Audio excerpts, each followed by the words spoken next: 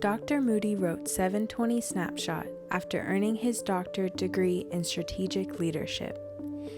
In 720 Snapshot, he outlines the acronym SHOES to describe the aspects that make up a leader. SHOES stands for socioeconomic status, history, opportunities or obstacles, depending on how you view them, experiences, and spiritual influences. Today, we're going to be taking a walk in Dr. Moody's shoes.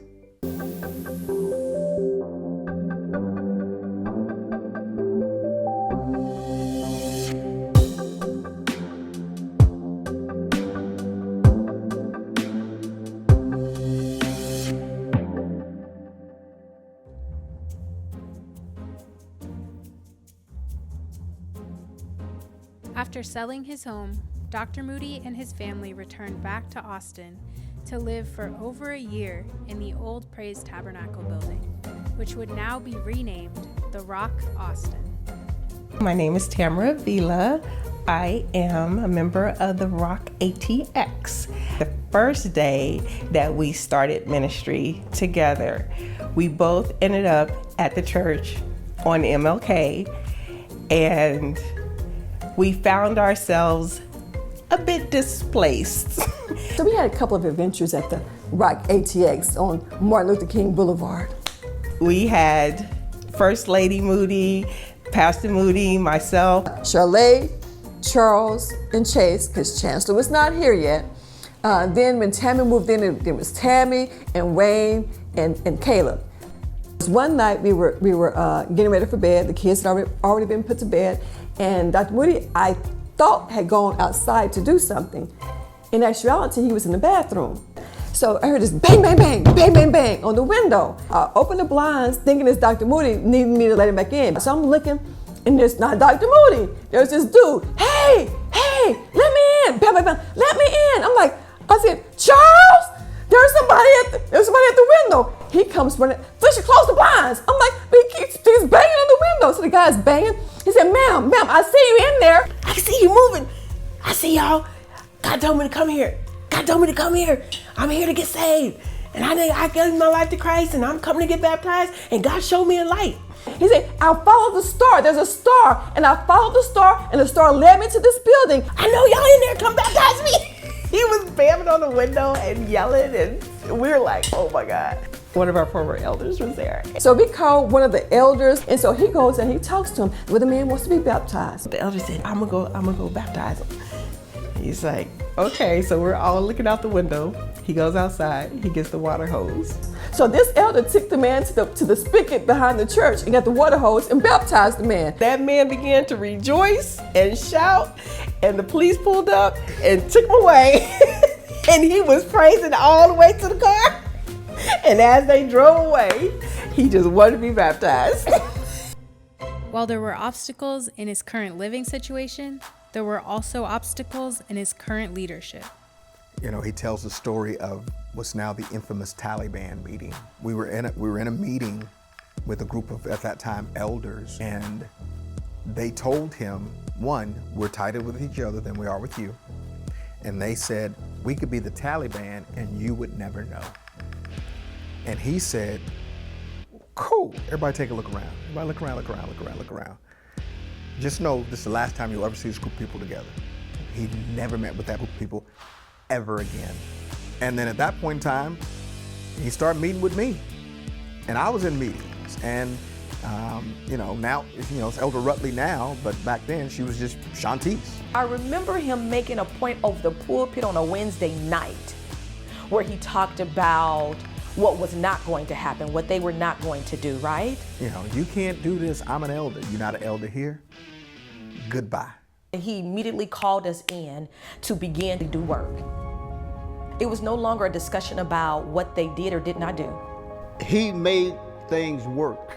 At Praise Tabernacle, it was a large building, and we had a large deficit, bills, and all kinds of things that had to be done. But he led us through all the difficulties that we had.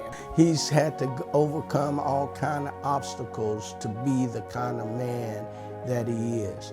I remember sitting in a meeting and Dr. Moody was saying how it was time to transition out of the old Praise Tabernacle building. Trying to figure out how we're going to make that transition was a challenge. One night we had to go in and move everything. All night long, we moved that place that night and we cleaned it up. He made sure it was clean.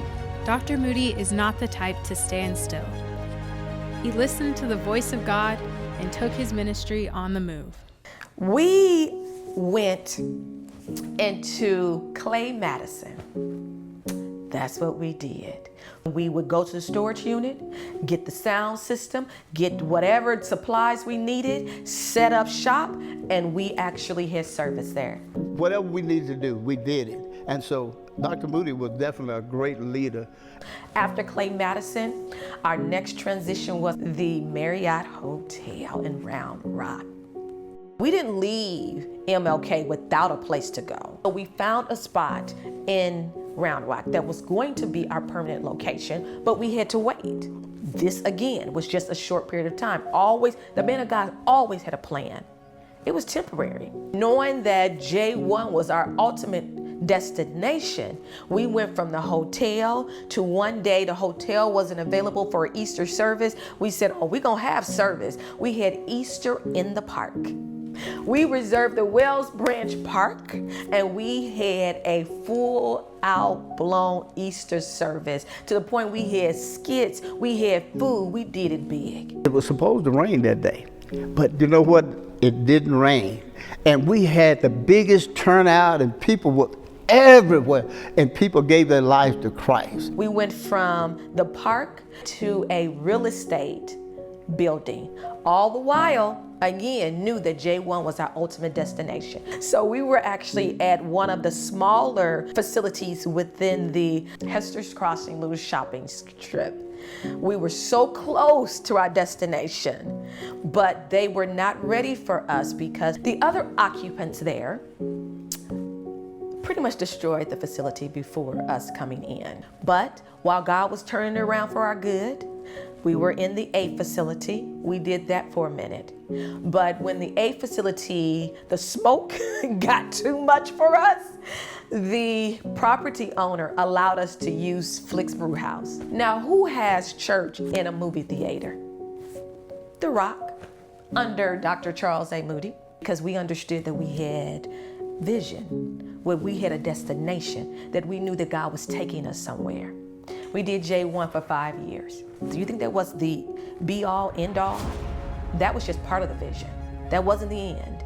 While facing many obstacles, Dr. Moody also had the opportunity to purchase an over $2 million property and become one of the most influential men in Austin when it comes to health and equity. It started in 2014 and we called it Kingdom Fit. So many people lost weight during the Kingdom Fit program. So then we took it out to the city and the city said, oh, you can't use Kingdom. You're gonna have to use something that's not quite God related. And we were like, okay, we'll do that. So we started calling it Community Fit. But whenever we talked about God.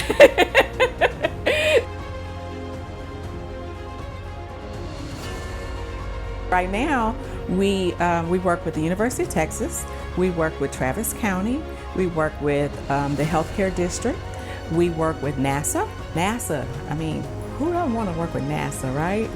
We are the organization that people search out when they want to find equity and inclusion and when they want to reach out to Black and brown skinned people. He's a very bright guy who is courageous. Some of the things he's done in the city of Austin requires courage. You can't be given to timidity and do the things that he's done and is doing.